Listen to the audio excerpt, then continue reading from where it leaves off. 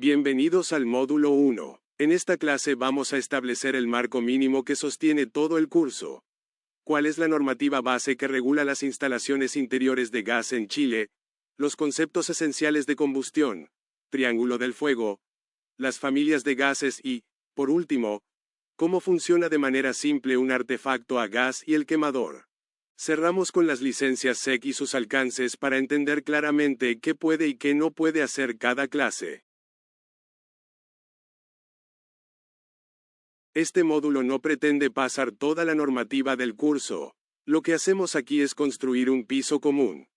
Entender qué norma manda, qué conceptos se repiten en toda inspección y en todo proyecto, y cómo se conecta la teoría con lo práctico.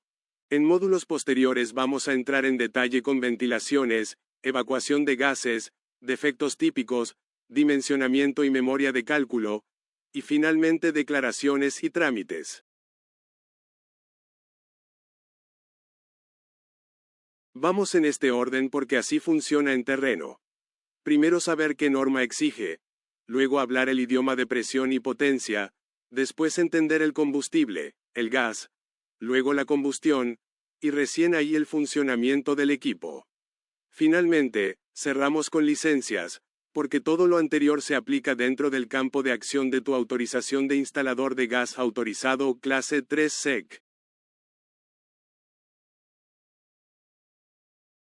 La Superintendencia de Electricidad y Combustibles, SEC, es el organismo que fiscaliza el cumplimiento normativo en materias de electricidad y combustibles. En gas, el foco es seguridad, evitar fugas, explosiones, incendios e intoxicaciones. Por eso, la norma establece que el proyecto, ejecución, mantención o modificaciones deben ser realizadas por instaladores de gas autorizados, en su clase correspondiente. El AD 66 es la norma troncal para instalaciones interiores y medidores. Establece requisitos mínimos de seguridad para instalaciones individuales o colectivas, abastecidas por red o por cilindros. Y declara explícitamente que aplica a gases de primera, segunda y tercera familia. Este decreto es el corazón normativo del curso. A medida que avancemos, iremos aterrizando sus exigencias en ventilación, evacuación de gases de combustión, equipos de GLP, pruebas, defectos y puesta en servicio. Además del AD 66, existe un reglamento específico para los instaladores, el AD 191. Ahí se define qué tipo de instalaciones puede ejecutar cada clase. No es un tema administrativo, es seguridad y responsabilidad técnica. Trabajar fuera del alcance de tu licencia no solo es un incumplimiento, es asumir un riesgo que no corresponde.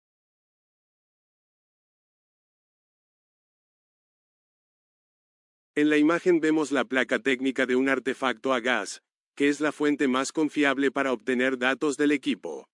Aquí se identifica el tipo de gas para el cual está configurado, en este caso GLP, y también la presión de servicio, que en la placa aparece como 28 milibar. Además, se observa el consumo calorífico nominal, que equivale a la potencia del artefacto. Según el fabricante puede venir expresada en kilowatts o en unidades térmicas como megacalorías por hora. En gas, la potencia representa la capacidad de consumo de energía del artefacto. Cuando sumamos las potencias de todos los artefactos conectados en una instalación, obtenemos la potencia instalada total, PIT. ¿Para qué sirve la PIT? Para dimensionar correctamente cuánta energía debe entregar el sistema, cuál será la demanda, y con eso definir abastecimiento, diámetros de tuberías y verificaciones de funcionamiento. En los módulos posteriores, esto se convierte en la base de la memoria de cálculo.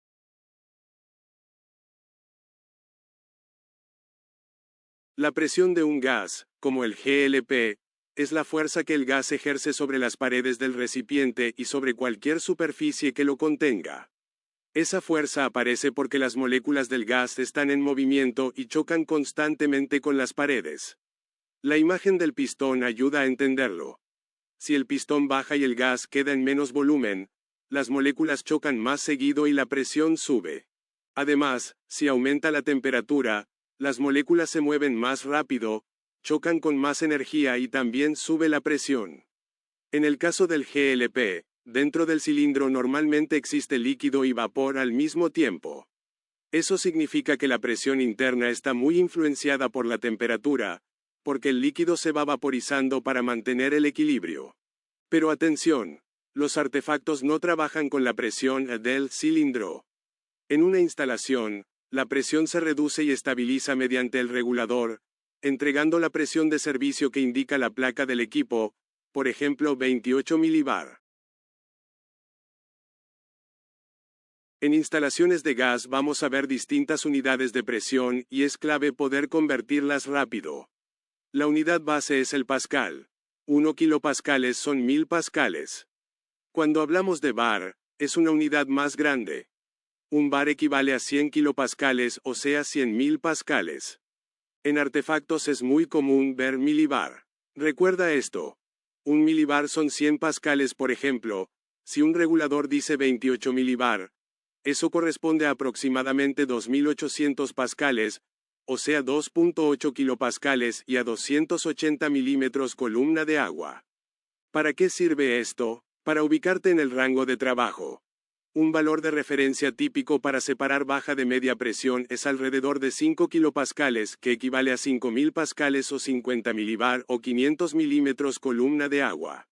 Con estas equivalencias ya puedes leer reguladores, manómetros y especificaciones sin confundirte. En esta diapositiva vamos a fijar una idea clave antes de hacer cualquier cálculo. Toda red de gas pierde presión a medida que el gas avanza por las tuberías. ¿De dónde sale esa pérdida?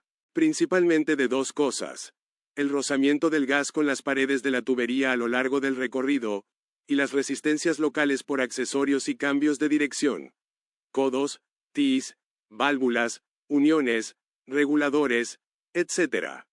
¿Y por qué esto importa tanto? Porque el objetivo del diseño no es solo que llegue gas, sino que llegue con presión suficiente al último artefacto, o sea, al punto más desfavorable de la instalación. Si la presión cae demasiado, el artefacto puede funcionar mal. Llama débil o inestable, combustión deficiente y un rendimiento inseguro. Por eso, en baja presión, trabajamos con un criterio de referencia muy práctico. La pérdida de presión total permitida en la red interior debe mantenerse bajo un máximo. Para GLP en baja presión, usamos como referencia delta P máximo 150 pascales. Para gas natural en baja presión, usamos como referencia delta P máximo 120 pascales. ¿Qué significa esto en simple?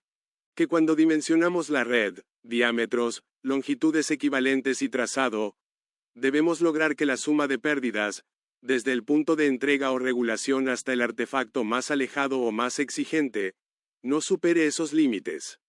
En esta parte del curso todavía no calculamos, solo dejamos claro el ¿para qué? Más adelante, en el módulo de memoria de cálculo, vamos a ver el procedimiento completo paso a paso. Cómo se determina el tramo más crítico, cómo se consideran accesorios como longitud equivalente, y cómo se valida que el diseño cumple con el delta P permitido. La idea es que el cálculo no sea un trámite, sino una verificación técnica de seguridad y funcionamiento.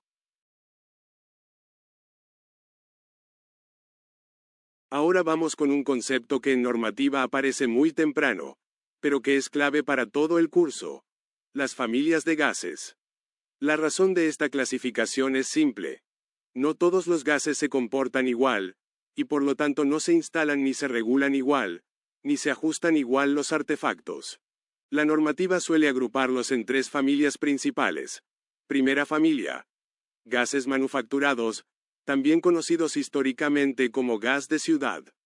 Este gas se producía a partir de procesos industriales, por ejemplo, a partir de carbón u otros combustibles. Hoy en día es mucho menos común que antes, pero se mantiene en la clasificación normativa. Ejemplo práctico: si tú ves documentación antigua, o instalaciones muy antiguas, puede aparecer gas ciudad. En la práctica actual, la mayoría de las viviendas nuevas ya no se diseñan para esta familia, pero la normativa la incluye por trazabilidad y por historia del sistema de suministro. Segunda familia. Gases naturales, principalmente gas natural. Este es el gas que llega por red de distribución, tuberías en la calle, y entra a la vivienda o edificio mediante un empalme. Ejemplo práctico. Un departamento en una ciudad donde hay red de gas natural. Ahí típicamente se instala medidor, regulador según corresponda, y la instalación interior opera en las presiones definidas por la normativa y el proveedor. Otro ejemplo. Edificios con una sala de medidores y montantes que alimentan cada departamento. Ahí el diseño depende mucho del sistema de suministro, y del criterio de pérdidas de presión y caudales. Tercera familia. GLP, que es el gas licuado de petróleo, normalmente propano y butano, o mezclas. Este es el típico gas de cilindros o de estanques, tanques, que se usa mucho en viviendas sin red de gas natural, o donde se requiere autonomía. Ejemplo práctico 1. Una casa con cilindros de 15 kilogramos. El regulador, la ubicación de los cilindros, ventilación y distancias de seguridad pasan a ser temas críticos. Ejemplo práctico 2.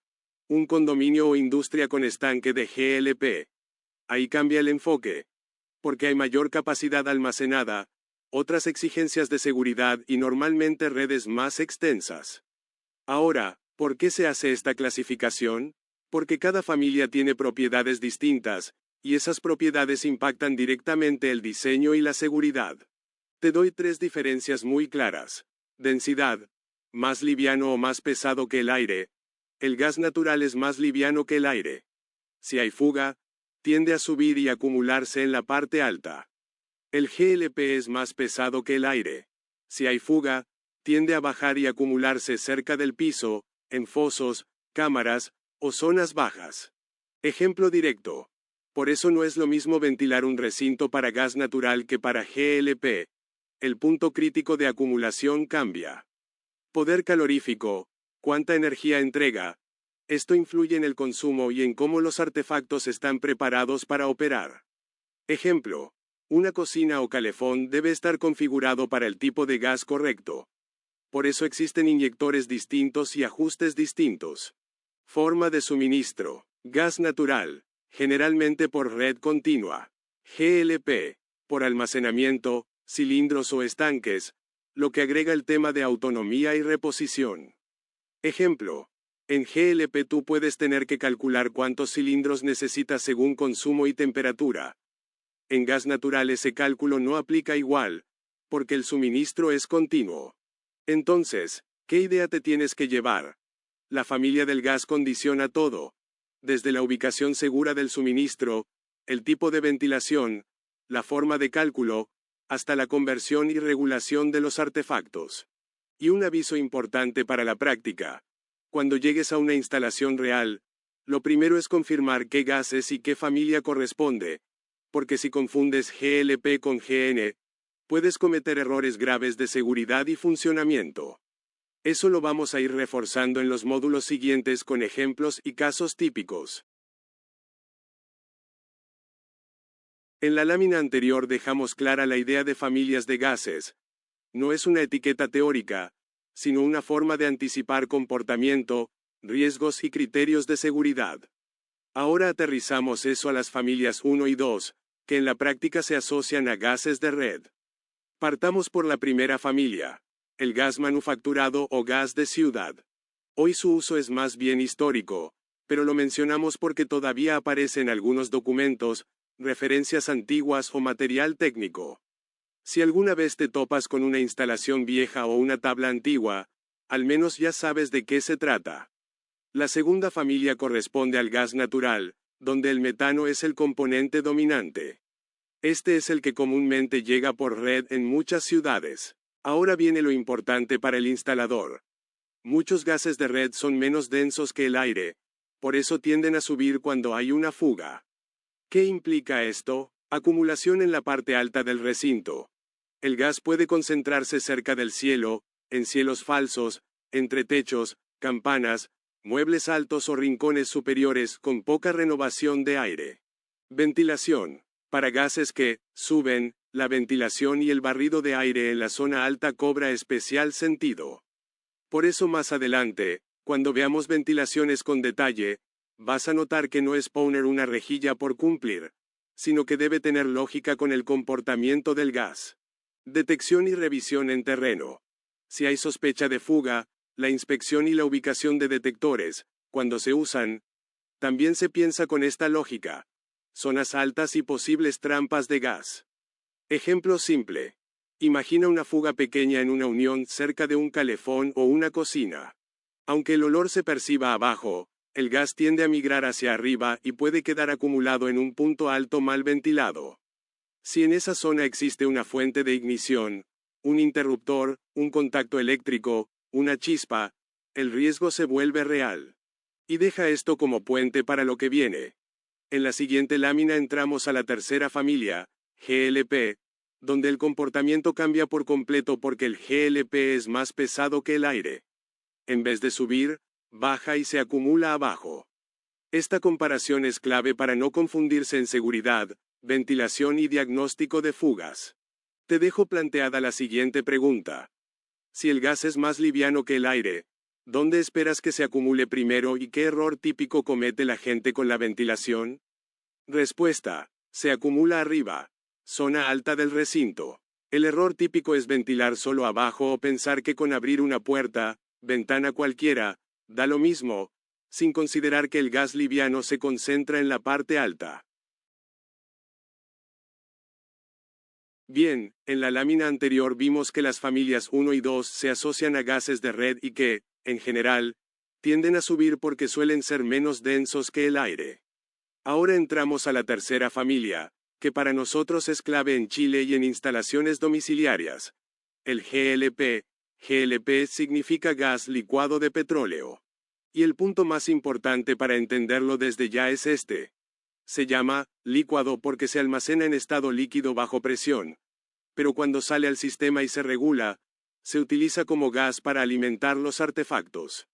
En términos simples, el GLP que usamos en instalaciones comunes es una mezcla comercial de propano comercial y butano comercial. ¿Y cómo llega ese GLP al usuario? Hay dos formas típicas de suministro, que son justamente las que aparecen en la lámina.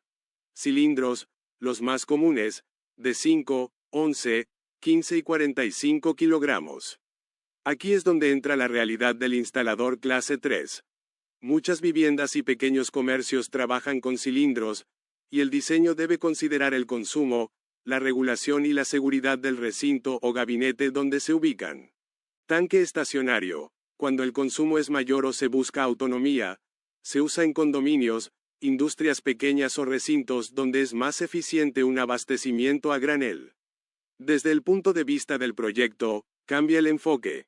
Ya no es cambiar cilindros, sino asegurar condiciones de emplazamiento, seguridad, mantención y control del sistema. ¿Dónde se usa típicamente el GLP? Principalmente en viviendas y comercios sin acceso a red de gas natural. Es decir, donde no llega gas por cañería desde la calle, el GLP se convierte en la solución práctica. Y conectando con la coherencia del relato. Desde este punto en adelante, cuando hablemos de seguridad, ventilaciones y evacuación, debes tener presente que el GLP tiene un comportamiento distinto al gas natural. Hoy lo estamos definiendo y ubicando en el mapa. En las próximas láminas vamos a profundizar en por qué su comportamiento condiciona tanto el diseño. Pregunta rápida para fijar. ¿Cuál es la diferencia clave entre decir gas de red y decir gas licuado? La respuesta esperada es ¿cómo se almacena y cómo se suministra? Respuesta. El GLP se almacena como líquido bajo presión y se usa como gas al regularse. El gas de red llega en estado gaseoso por cañería, red. Cambia la forma de suministro y el enfoque de seguridad. En la lámina anterior definimos el GLP como gas de la tercera familia, explicado como una mezcla comercial de propano y butano, y vimos sus formas típicas de suministro: cilindros y tanque estacionario. Ahora viene un concepto que el instalador debe tener grabado porque cambia todo el enfoque de seguridad. El GLP es más pesado que el aire. Dicho de forma simple, si ocurre una fuga, el GLP no sube como el gas natural. el GLP baja y se desplaza buscando los puntos más bajos del recinto. ¿Cuáles son esos puntos? Pisos, esquinas bajas, fosos, canaletas, subterráneos, cámaras, y cualquier lugar, tipo cuenco, donde el gas pueda quedar atrapado. El Decreto Supremo 66 del año 2007, indica distancias de seguridad para cilindros y estanques de GLP, respecto de cámaras de alcantarillado, subterráneos, sótanos, etc. Esto explica por qué en instalaciones con GLP somos tan estrictos con la ventilación inferior y con evitar ubicaciones peligrosas. Un error típico es pensar: si hay fuga, abro una ventana arriba y listo. Eso puede servir parcialmente para gases livianos, pero en GLP no es suficiente, porque el gas se queda abajo, acumulándose donde muchas veces nadie lo ve. Ejemplo realista: una fuga pequeña en un flexible o una unión cerca de un artefacto en cocina. El olor puede sentirse, pero el gas puede estar acumulándose bajo el mueble, cerca del piso. Si hay una chispa baja, por ejemplo, un encendido, un relay, una conexión eléctrica mal aislada, el riesgo de ignición aumenta. Y aquí conectamos con lo que ya dijimos de las familias. Gas natural, segunda familia, tiende a subir, igual a preocupación principal en zonas altas. GLP, tercera familia, tiende a bajar, igual a preocupación principal en zonas bajas. Esto no es teoría, es lo que después justifica decisiones como: ¿dónde ubicar ventilaciones? ¿Dónde no instalar cilindros? ¿Cómo revisar un recinto ante sospecha de fuga? ¿Y cómo diseñar para que el gas no quede encerrado? Cierro esta lámina con una idea que se repite en todo el curso. La seguridad no se diseña por costumbre, se diseña por el comportamiento físico del gas. Pregunta rápida: si trabajas con GLP y tienes un recinto con una cámara de alcantarillado o un foso, ¿qué riesgo aparece inmediatamente? Respuesta: el GLP se acumula abajo en fosos o depresiones, formando una bolsa peligrosa. Aumenta el riesgo de mezcla inflamable y ignición, explosión ante cualquier chispa.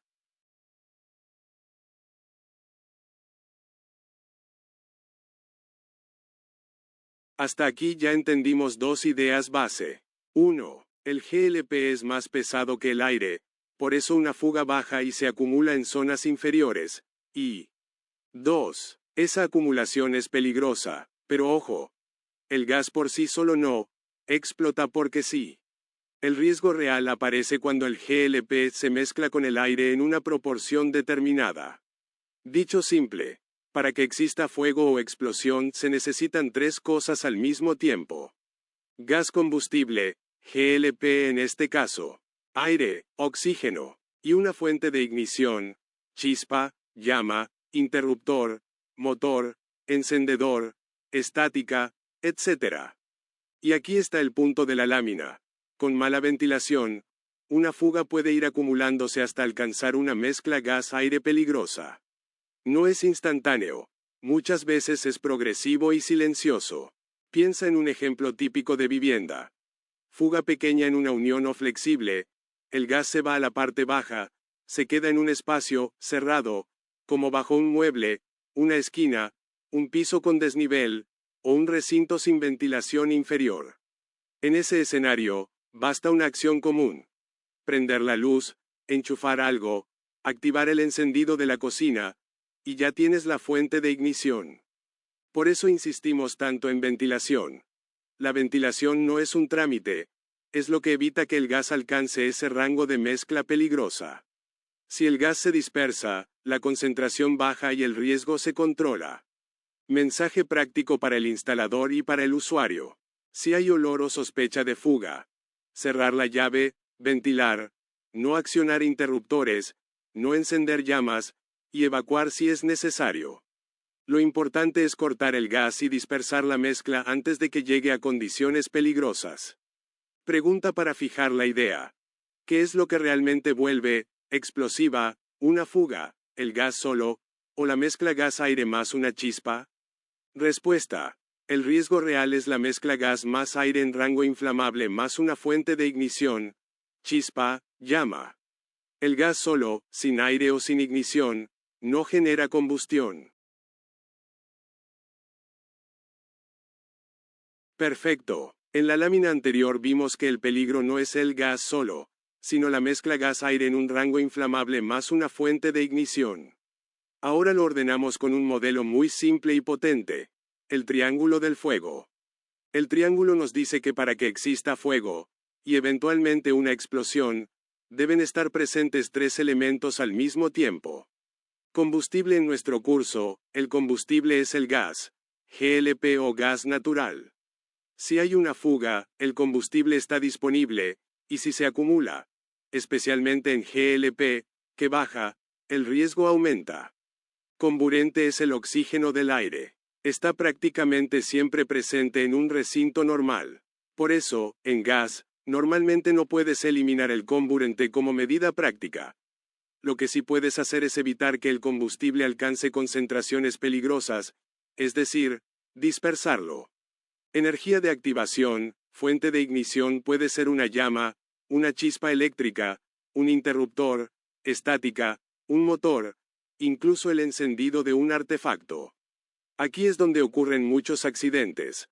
La gente siente olor a gas y, por reflejo, prende la luz o usa el celular cerca, o intenta probar encendiendo, y ahí aparece la chispa. La idea clave del triángulo es esta. Marca de verificación: si tú eliminas uno de los tres elementos, el fuego no ocurre. Entonces, en instalaciones de gas, ¿cuáles son las acciones concretas para romper el triángulo?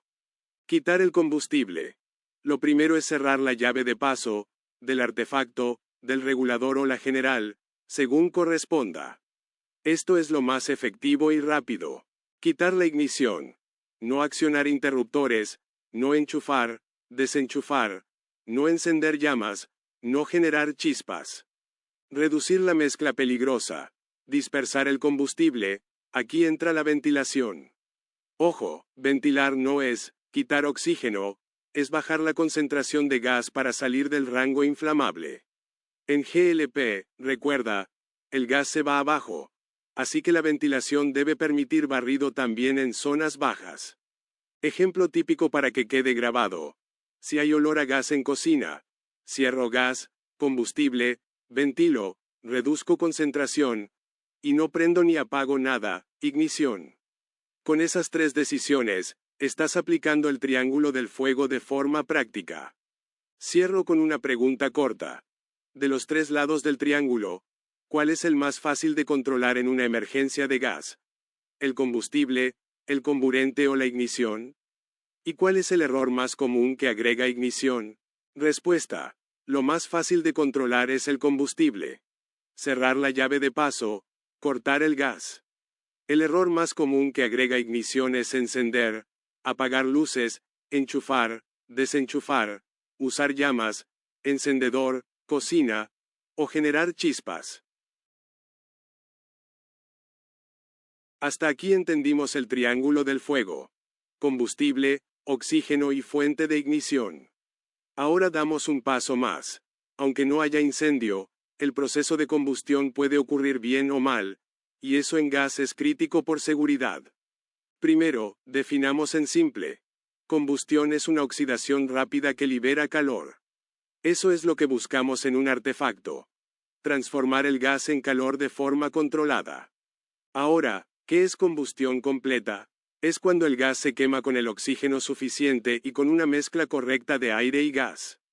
En términos prácticos, el resultado esperable es una llama estable y el subproducto principal es CO2, dióxido de carbono, y vapor de agua. Es la combustión limpia y eficiente. ¿Y la combustión incompleta? Ocurre cuando falta oxígeno, la mezcla aire-gas es mala, hay mal ajuste, inyector incorrecto, obstrucciones, quemadores sucios, o el recinto no permite una buena entrada de aire. En ese caso aparecen subproductos peligrosos, especialmente el monóxido de carbono, además de hollín y manchas por mala combustión. Y aquí viene el por qué importa. El CO2 es un riesgo grave porque es un gas incoloro e inodoro.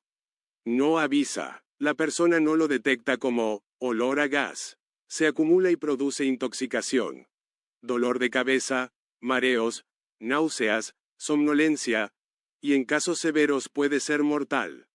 Entonces, como instaladores, ¿qué debemos grabarnos?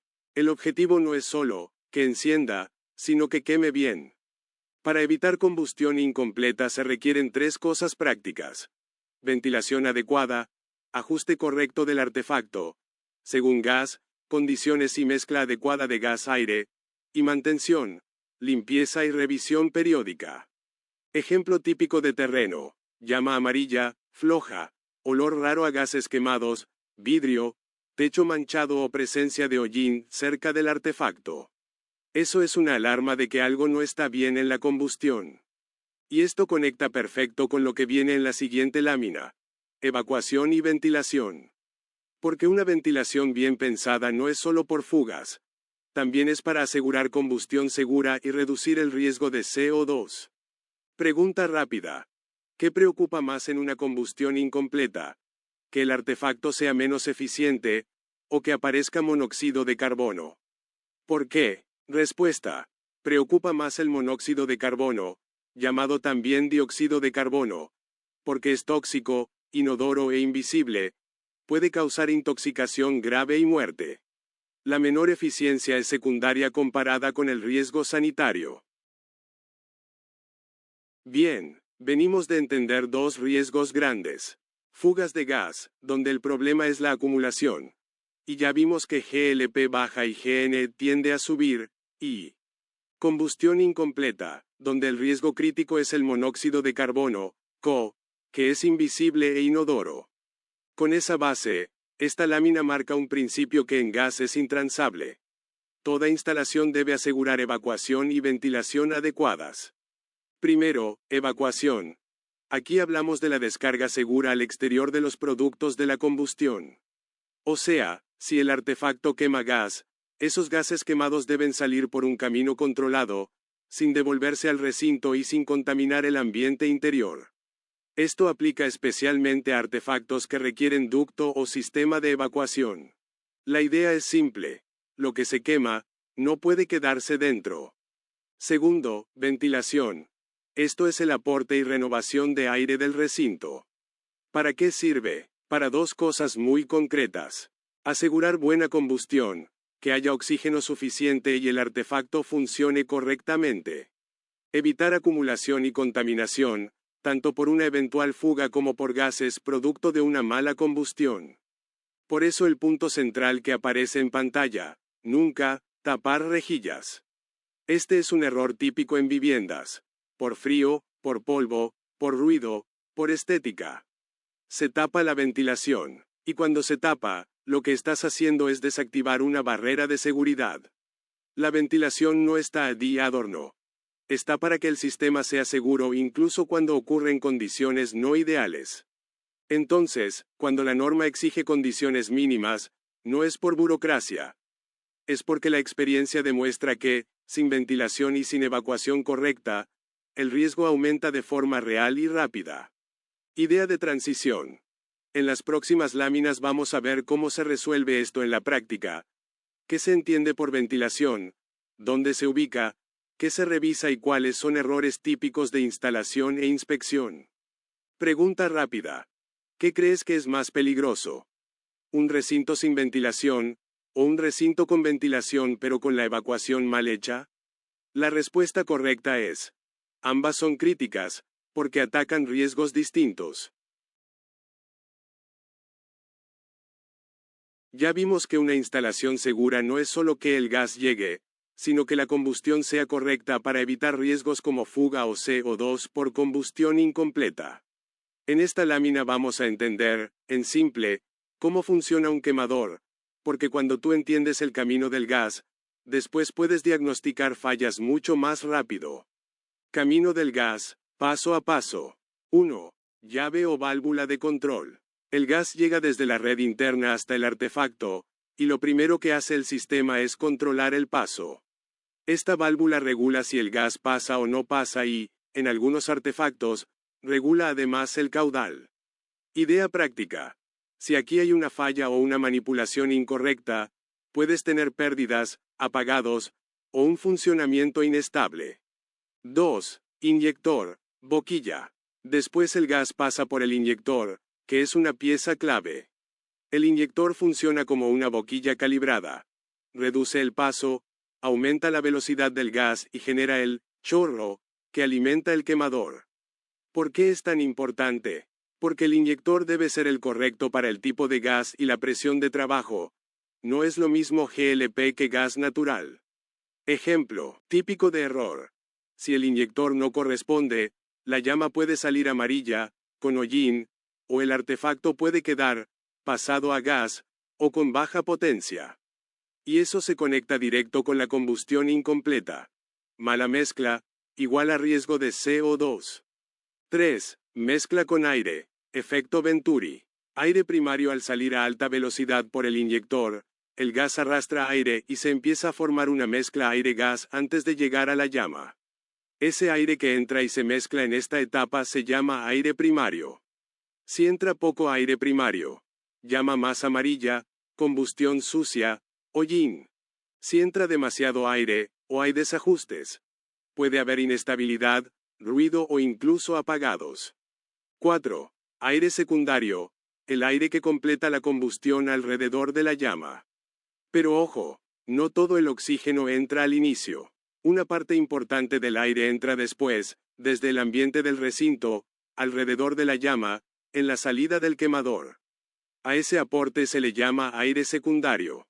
¿Para qué sirve? Para completar la combustión. Por eso la ventilación del recinto es tan importante. Si el lugar está mal ventilado, puede faltar aire secundario, y aunque el quemador tenga aire primario, la combustión puede quedar incompleta y producir CO2. 5. Encendido, chispa o piloto según el artefacto. Una vez que la mezcla está donde corresponde, el sistema enciende. Puede ser chispa, encendido electrónico, o piloto, en algunos modelos. Y conectando con seguridad. El encendido es una fuente de ignición, por eso ante olor a gas no se deben accionar interruptores ni generar chispas. 6. Llama estable en el quemador. Finalmente, si todo está bien, inyector correcto, buen ajuste de aire primario y ambiente con aire secundario suficiente, obtienes una llama estable, normalmente más azulada, sin hollín. Eso es señal de combustión más completa. Cierre práctico. Cuando un artefacto funciona mal, muchas veces el problema está en este camino. Válvula, inyector, ajuste de aire primario o condiciones de aire secundario por ventilación deficiente. Y lo más importante, no es solo un tema de rendimiento. Es un tema de seguridad, porque una mala combustión puede producir CO2. Pregunta rápida. Si ves llama amarilla y hollín, ¿qué sospechas primero? Falta de aire primario, falta de aire secundario, ventilación, inyector incorrecto o una combinación. Respuesta: una combinación, y se revisa en el orden lógico. Inyectores, gas correcto más ajuste de aire primario más ventilación para asegurar aire secundario. En la lámina anterior vimos el camino del gas y dejamos instalada una idea clave. En un quemador no basta con que el gas salga y encienda. Lo que realmente determina seguridad y eficiencia es cómo se mezcla con el aire. Aquí lo ordenamos en dos conceptos que siempre aparecen en gas: aire primario y aire secundario. Primero, aire primario. Es el aire que entra antes de la llama, dentro del propio sistema del quemador, gracias al efecto Venturi. El gas sale por el inyector a alta velocidad y arrastra aire en el mezclador. Este aire primario es el que forma la mezcla inicial aire-gas que llega al borde del quemador. Segundo, aire secundario. Es el aire que no entra por el mezclador, sino que llega desde el ambiente del recinto, rodeando la llama, y es el que termina de completar la combustión. Por eso el título de la lámina: la llama se completa en el ambiente. En otras palabras, el quemador puede estar bien, pero si el recinto no aporta el aire necesario alrededor de la llama, la combustión queda incompleta. Y aquí está el mensaje práctico más importante para un instalador. Recinto mal ventilado igual a falta de aire secundario, igual a llama amarilla, hollín y aumento del riesgo de CO2. ¿Cómo se ve esto en terreno? Llama amarilla o anaranjada de forma persistente. Manchas negras, hollín en ollas, paredes o alrededor del artefacto. Sensación de aire cargado, ardor de ojos, dolor de cabeza. Ojo, el CO2 no se huele, pero estos síntomas son señales de alerta. Causas típicas, muy comunes. Rejillas de ventilación tapadas, para que no entre frío. Cocina muy hermética. Ventanas selladas, puertas cerradas, sin renovación de aire. Extractor, campana funcionando y generando depresión, se roba el aire del recinto. Quemador sucio o mal ajustado. Mezcla inicial deficiente, sumado a mala ventilación. Cierre de la lámina. Entonces, cuando hablamos de ventilación en gas, no es solo por fugas. También es para que el artefacto tenga aire secundario suficiente y la combustión sea segura, evitando CO2.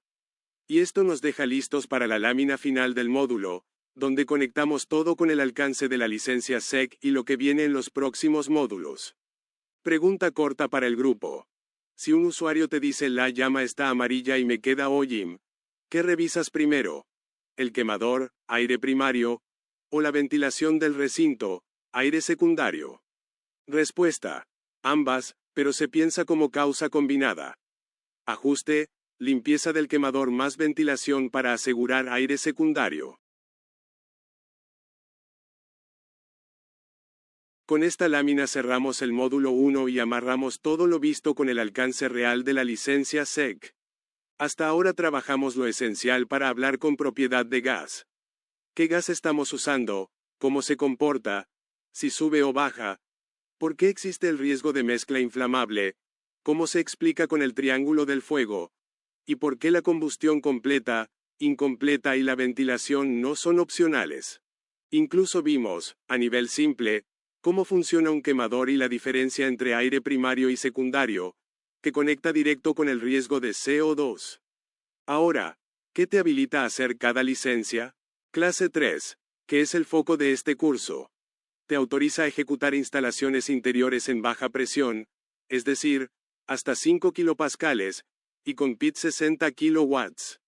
En la práctica, esto cubre la mayor parte de las instalaciones típicas en viviendas y pequeños recintos, donde vas a trabajar con redes interiores, artefactos, y todas las verificaciones de seguridad que hemos explicado. Estanqueidad, ventilaciones, evacuación y funcionamiento correcto. Clase 2. Incluye lo de clase 3, pero suma casos de media presión o baja presión con PID mayor a 60 kilowatts, según lo que define el reglamento. Es decir, amplía el rango de instalaciones y exigencias. Clase 1. Incluye clase 2 y 3, y avanza a alcances mayores, como alta presión y otras actividades asociadas al gas. Es un nivel más amplio y con responsabilidades técnicas más exigentes. ¿Y por qué lo dejamos al final? Porque la idea es que entiendas que la licencia no es solo un permiso, es un marco de responsabilidad. Lo que haces debe estar respaldado por criterio técnico, seguridad y normativa. Y con eso, pasamos a lo que viene. En los próximos módulos vamos a trabajar lo que un clase 3 necesita para desenvolverse en terreno y para aprobar. A. Proyectos. ¿Cómo se plantea una instalación y qué documentación corresponde? B. Cálculo, PID, dimensionamiento y pérdidas de presión. C. Artefactos, tipos, requisitos y ubicaciones. D. Ventilaciones, criterios y verificación. E. Defectos, cómo detectarlos y cómo se corrigen.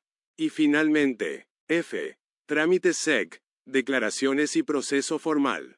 Cierro con una idea de examen y de terreno. Si tú dominas el alcance de tu licencia y aplicas los principios de seguridad desde el diseño hasta la revisión final, reduces fallas, reduces accidentes y trabajas conforme a norma.